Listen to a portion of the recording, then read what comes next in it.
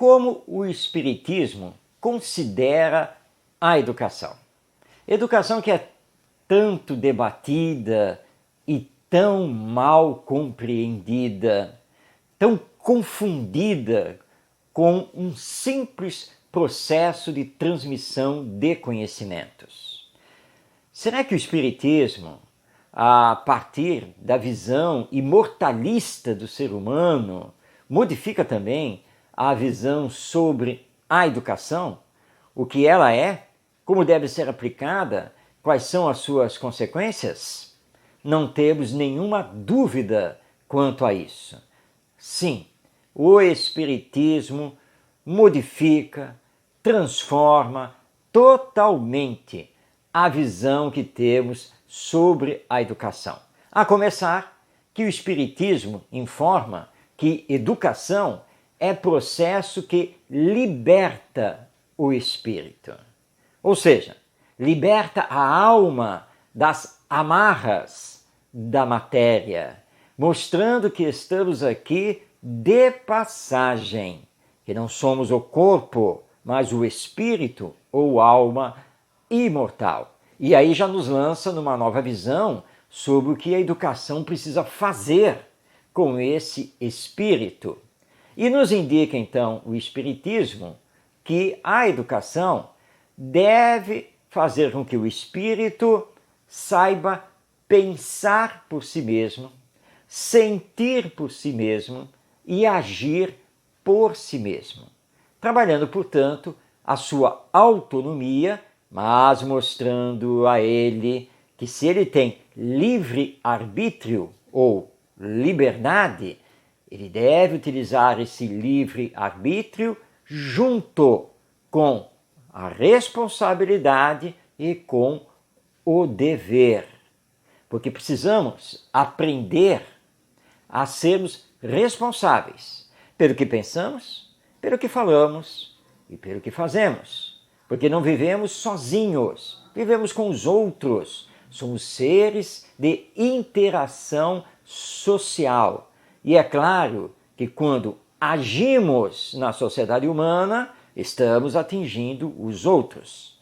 E também a educação à luz do Espiritismo mostra que o espírito, agora reencarnado, além de ter que ser responsável, ele precisa também aprender a assumir e a realizar os seus deveres. O dever para consigo mesmo de evoluir, de se aperfeiçoar, de combater em si as más tendências, e o dever de respeitar o direito dos outros. Lembrando que o Espiritismo é muito claro ao nos dizer que os direitos são iguais, independente de condição material e social que tenhamos na existência humana. Mas o Espiritismo, ao focar a educação, não fica apenas no campo moral, porque o Espiritismo considera que o espírito, que somos todos nós, ele possui, simbolicamente falando, duas asas para promover a sua educação. E é bom deixarmos isso muito claro, porque essa questão das asas é uma questão apenas simbólica, apenas para darmos um exemplo. Então nós temos a chamada asa da inteligência ou da intelectualidade, da cognição, e temos a asa do sentimento ou do emocional, do afetivo. A conjugação dessas duas áreas é imprescindível para que tenhamos uma verdadeira educação.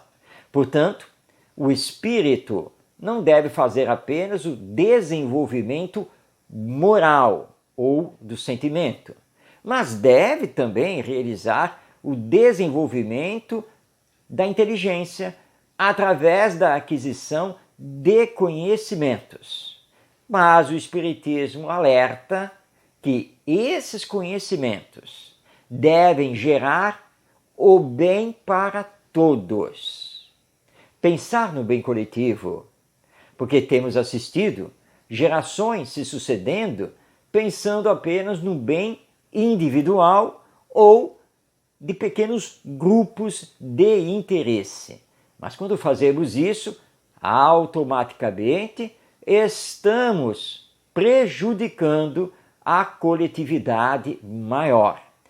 Então precisamos equilibrar o desenvolvimento intelectual com a aquisição de conhecimentos e colocando esses conhecimentos em prática para o bem comum, com o desenvolvimento moral, com o combate às más tendências de caráter e o desenvolvimento das virtudes.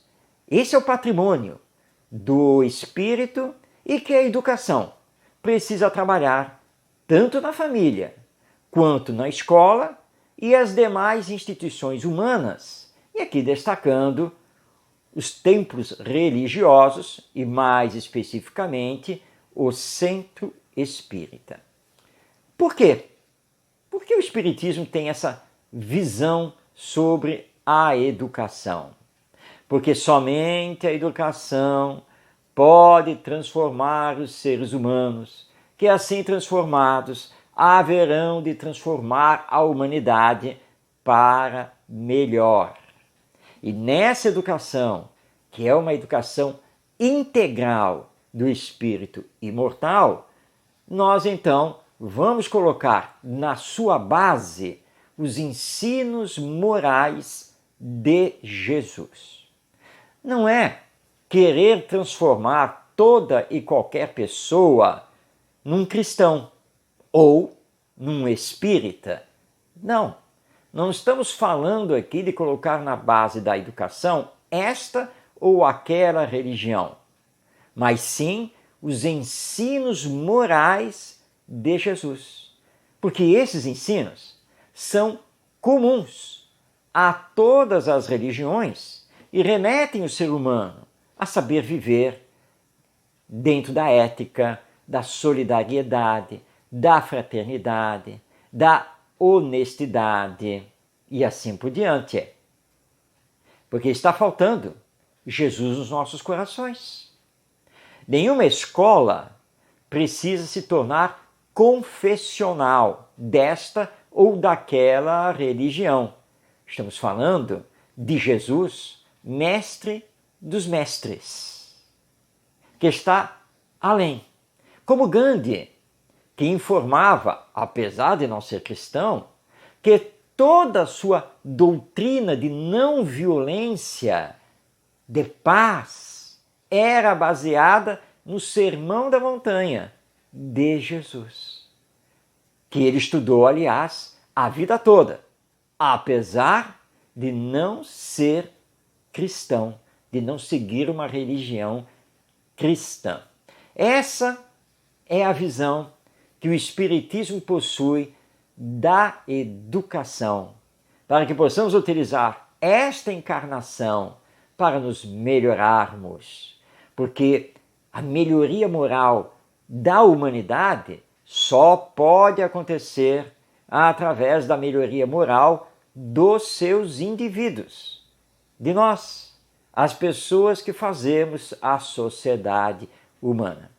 Educação e espiritismo conjugam-se para uma nova visão da vida, do ser humano e a transformação da humanidade.